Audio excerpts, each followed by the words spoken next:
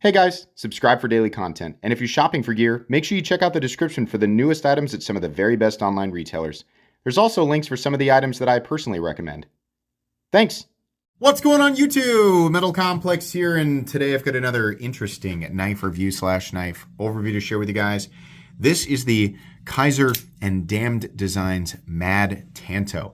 I feel like this knife is kind of flying under the radar right now. I mean, it's not like, oh my gosh, nobody's ever seen anything like this before, but it is really cool. And I have a feeling that after many of you watch this video, you're going to be a lot more interested in it. I have been enjoying reviewing designs from Damned Designs for a very long time. I mean, you know, within the first 6 months of this channel, which is a while ago, I feel like that's the first time I handled some of his stuff. It's very distinctive, right? Especially the handle shape. And this is much of the same, but I gotta say, this is my favorite Damned design that I have handled. It's very good. I'm gonna link it right down in the description so you guys can check it out if you want to. It does help my channel when you use my links, excuse me, but that is entirely up to you. Thanks so much to Kizer for supplying this knife for review. Thanks to my patrons for supporting me. And please make sure to follow me on Instagram at metal_complex. I'm gonna take a drink of Monster here real quick. If you didn't know, I like caffeine, usually right before a review. I don't know if that was obvious or not. Let's go ahead and get a measurement here real quick. Overall length of the Mad Tanto is coming in at 8 inches, which is great. Depending on where you measure this, which I'm going to just do it right in the middle of the blade, 3.5 inches. If you come down here, you could call it 3.75. You come up here, you call it 3.25. It's about 3.5 inches of blade. Cutting edge, thanks to a very large forward choil, is about 3 1/8. Let's go ahead and do some size comparisons up against the Ontario Rat Model 1 and the Ontario Rat Model 2. Let's get this guy more in the middle, so we got room for this up here. You can see here it is absolutely a full-size knife. It's got a bit more presence than either of the knives, but it's a little bit shorter than the Rat 1, definitely bigger than the Rat 2. How about up against the Demco AD 20.5? How about up against the Benchmade Bug Out? There we go. And then last but not least, let's put it up against the Spyderco Para 3, which it's got the same micarta, it's got the same kind of look, right? How's the action? So Kizer knives are made in China. I feel like everybody knows that now. In the past, some of Kizer's button locks have been hit or miss, you know. The ones that I don't like are the ones where the button has it like way too long to travel and it sticks way too far. This is not the case. This button operates the same way that the best of the button locks operate, and it's even got a cool metallic sound to it when you flip it.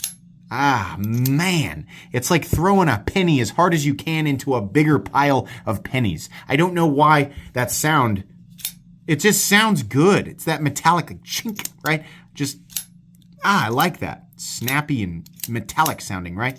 The button is slightly recessed and it is rounded off. It's just, it works, right? It's kind of, the recipe for this has gone around, and Kizer clearly has the right recipe for a button lock, and they have applied it here. It works. You pull the flipper tab, it fires, you push the button, it drops into position. The detent is tuned properly. You can push button it, or you can light switch it. Either way, it works, and it's fantastic. I love it. Let's go ahead and do carry profile. Thickness up against the Spyderco Para 3. It's actually slightly thinner with some contour. It's not really contouring. It's just heavy chamfering, and then it's flat right here. Length and height up against the PM2 and the Para 3. Yeah, it's kind of a pocket hog. Not crazy. I mean, if you're used to carrying the PM2, this isn't going to be that much different. It's definitely longer than the Para 3, and including the flipper tab, it is honestly pretty tall, and it's a continuous height too. Not too bad though. Again, it's not, you know, it's not bad. It's just about the same size as the PM2. Materials. We are looking at micarta. And then we have nested steel liners. We have a micarta backspacer, which is kind of blah. It's just oatmeal mixed with oatmeal, right? Then we have, I don't think this is a titanium clip. I think it is, yeah, it's a steel clip. So we have a steel clip, and then we have a 154 cm blade, which I think is just great. That is one of, if not my very favorite steel compositions. Even more than M390? Yeah, even more than M390. Why? Because edge retention is not the most important thing to me. I like balance. I like a blade that's easy to touch up, but is still reasonably sharp and somewhat stainless, right? I like getting a little bit more toughness. 154 cm is definitely tougher than M390. And I just prefer the amount that I get out of the blade in between sharpenings, and I like how little I have to sharpen it, right? There are an infinite number of variables to consider before you buy a knife, right? And everybody's preferences are different. So there's not any one perfect composition, right? I just prefer the experience that I've had with 154 cm. But it is not a, a lot of people point out M390 is a more expensive steel. It just costs more to create the cake mix there, and some people are going to prefer it more. I don't know why I'm zeroing in on M390. That has nothing to do with this, right? 154 cm is an appropriate composition for this price point, and it is one that I prefer. I should have just left it at that. Let's go ahead and do, we're going to do weight. That's why I was talking about materials. Weight on the Mad Tanto, which is a fairly big boy, coming in at 3.99 ounces, so not perfect ratios, but also not bad ratios. 4 ounces is not that bad, honestly. So it's a little bit, I think probably butt heavy. Let's check the balance. No, I'm wrong. It's blade heavy, meaning it's actually balanced right where it should be. Right there where you put your index finger. That's nice. Not what I expected. Okay. Let's go ahead and do a hardware check. I'm going to get out my tools as per usual. My tools are very inexpensive and very recommendable. You can find them down in the section of my description that talks about the tools I use in this channel. The pivot is a T8. The one body screw is also a T8. And then it looks like one of the screws uses the same hole, right? So I don't think that this can actually be flipped around, which is a shame. It really should have been, because button locks are... I would argue easier to use for lefties. So they really should have included a spot for the pocket clip on the other side, but they didn't. In any case, it's very easy to take apart and put back together. You have minimal hardware. It's a simple construction, so I can't complain too much about the construction of it. Let's go ahead and measure blade stock thickness. Blade stock thickness of the Mad Tanto coming in at 125 thousandths. So that's fine. That's about what I expected. All right, meat and potatoes time. That looks like a Hinder XM18. It does. It looks very much like an XM18. It's, I'd call it a direct copy. I'm kidding. The XM18 certainly has a, sort of a unique overall aesthetic, but the profile of the XM18 is absolutely one that has been being used since well before the XM18 was a knife, right? It has a similar profile. The handle profile is similar. The blade profile, while, there is no compound Tanto option for the Hinder XM18, at least the production ones, there is actually a Hellfire grind. If you look up a Hinder XM18 3.5 inch Hellfire, it looks very, very similar to this, right? The grind is that. But this just has a similar profile, which is to say that it has a knife profile, one that's been used by many, many, many knife makers and knife designers. And it also has a similar size choil in this area, and it's also got a flipper tab. So it's mainly, I would say it's mostly this area right here that's going to make people, think of the XM18. And that's fine. As somebody who very much loves Hinder knives and the XM18, this doesn't feel like a copy to me. It's doing its own thing, especially, the dimensions are different. The fact that it's a button lock is different. There's a bunch of things that are different, right? So I don't want to, jump on the silly copy train. The ergonomics of this knife are fantastic. It absolutely shines in that department. It is very comfortable to hold, whether you are choked up or back here. I'm feeling the pocket clip a little bit, and I'll tell you why. It's because this is a super duper weirdo goofball pocket clip. Functionally, it's all right. It's very, very deep carry, which is, all right. That's great. It goes from here, it gets slightly taller for some reason, and then dips way down, comes up, and then flattens out, which is bizarre. I don't know why it's like this. We should have started up a little taller here and then just come down continuously and then slightly up, like this. This is the pocket clip I always reference as being essentially a perfectly designed clip. It's fine. This clip will work. It's just weird. It's a weird clip, and you will definitely feel it. I'm not going to call it like, oh my gosh, the most offensive hotspot I've ever felt. My hand is going to fall off from the pain and the impact of, grabbing this knife too hard. No. it's fine. I'm glad that they didn't make it super long, but the pocket clip is a little bit strange.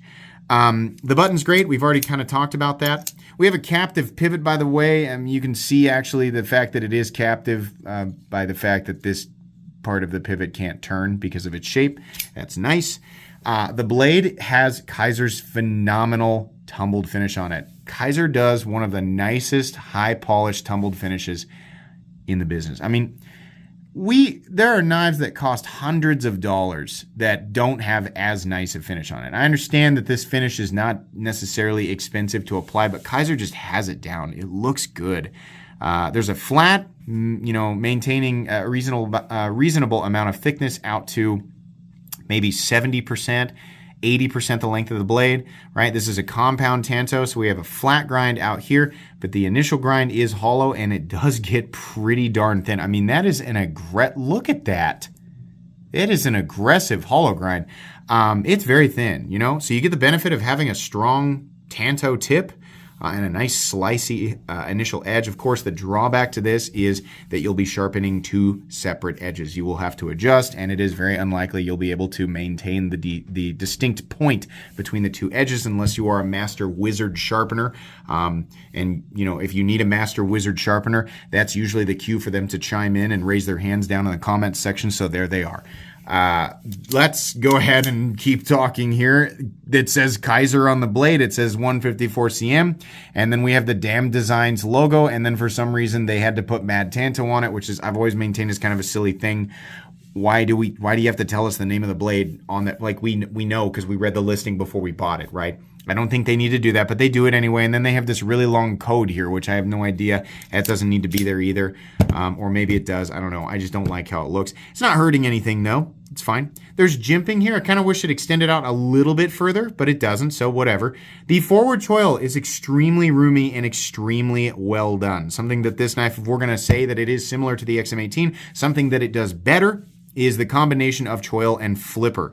This is not a hook. This is very nicely knocked down. It's not uncomfortable. It's actually really, really comfortable to choke up on this guy. I really, really enjoy that. I don't know that there's a whole lot more I can say. I mean, if your fingers are fatter than mine, you might be a little bit more pinched in here. If they're the same size or smaller, you're going to be very, very comfortable. They really did that nicely. Whether you're choked back, choke up, it's good, except for the, what you're feeling with the clip there. There's a backspacer, which is just kind of a mush, I wish that they had done a steel backspacer. And I understand that would have thrown the balance off a little bit, but maybe a much shorter steel backspacer would have been nice. As it sits, you cannot touch the blade all the way up here, so it's not like this length is protecting your finger or anything. I just think a shorter steel backspacer would have looked better, contrasted better with the clip, but okay, it's not there, whatever. There's a spot for your lanyard right there, so lanyard people can be happy. Once again, no way to mount the clip for left-handed, people, so that's weird and dumb. I don't think they should have done that, but okay. There is a stop pin located here in its traditional position, and there's a decent amount of shouldering as well. This has no blade play up, down, left, or right, which is great. Sometimes we get a little blade play with a button lock, but none here. Some people are also very concerned with, I don't generally do this with any other style of knife, but people are always concerned with button locks, and they for some reason feel like they're going to accidentally disengage. We have certainly seen that before. I'll give it a few good whacks here, and yeah, I think that that's fine. I don't know that I need any more proof than that. If you need more proof than that, then you can go watch those old YouTube videos from the late 2000s where they test things improperly. Yeah, as far as what I'm going to do with the knife, which is certainly not that, that's fine with me. The lockup is absolutely solid and is not disengaging prematurely. There is very minimal, it's present, but very minimal stick off the button. There is, honestly, well, hold on. Is it pivot lash or is it? Yeah, there's a little bit. That's pretty rare. There's a teeny tiny little bit of pivot lash, which just means the hole in the blade was cut slightly bigger than the actual pivot barrel. Does this affect the knife's performance? No. The only reason I check for it is just to see exactly how tight the tolerances were during the manufacturing process. And that is just a hair off, but again, it doesn't affect it. So do with that information what you will. Very consistent and smooth action in here, and a nice, honestly, a light little click. Don't usually expect that with a plunge lock because it doesn't have a detent, but it does work, right? And there's always a little bit of detent play. I can't really call it detent play. It's just closed position blade play when you're talking about a plunge lock because of the way it's made, but it's not offensive or anything like that. Also doesn't feel like the blade is gonna, well, my finger was in the way. Hold on. I'm gonna try and get it to whip out. I can, if I whip it as hard as I can get it to whip out, but it doesn't make me feel like it's gonna come flying out of there. This is an $80 knife. So I'm sorry, it's an $81 knife, right? There's nothing about this that bothers me enough to say that it's not worth that. The price tag isn't like, oh my gosh, my socks are, where are my socks? They blew completely off my feet because I'm so amazed and impressed by this. No, had this come in at about $70 and I could call it a budget knife, I would have been much happier. But $80 is kind of a, okay, that's reasonable. I do like the fact that this is a little bit more of a, I don't call it more robust, just a taller profile here. I like the ergonomic lines. The pocket clip doesn't make any sense to me, but it's okay and it functions well enough. I love Kizer's finish, love the blade. Very functional, very fidgety, right? Not a reinvention of the wheel, but it's a good knife. I think it's a reasonable use of $80. And, honestly, I think this knife deserves a little bit more attention. A lot more attention if the price tag were like, wow, but okay. I kind of, if it's the 154 CM that's causing it to cost a few dollars more, then part of me makes me wish that it was utilizing a different steel. I honestly don't know, when you are an OEM and you're trying to buy steel to turn it into a blade, I don't know which is more expensive, 154 CM or 14C28N. Based on what I've seen in the past, it seems like 154 CM is slightly more expensive than 14C28N. If that is the case, I wish that they had gone with 14C28N and charged, $10 less for this. I have no idea. But I think I would have gone that route. In my experience, 14C28N and 154CM are very similar. They're so similar that I honestly can't tell the difference, right? So yeah, it would have been nice to call this a budget knife. I would have been very happy with it. At $80, it's okay. The design itself is very good aside from the pocket clip, but it's okay.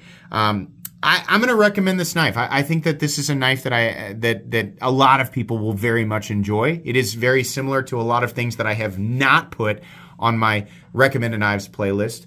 What I really wanted to do was put it on my cheap knives I like playlist and my recommended knives playlist because, that would have been really cool to have it as a budget knife. As it sits, it is just a generically good knife. I think many people will enjoy it. So yeah, check it out. I'll put a link down in the description so that you guys can pick it up if you want to.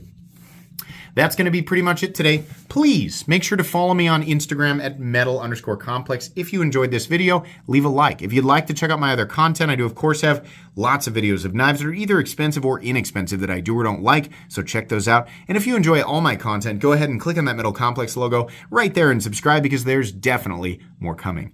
Thanks again for watching, everybody, and have a great day.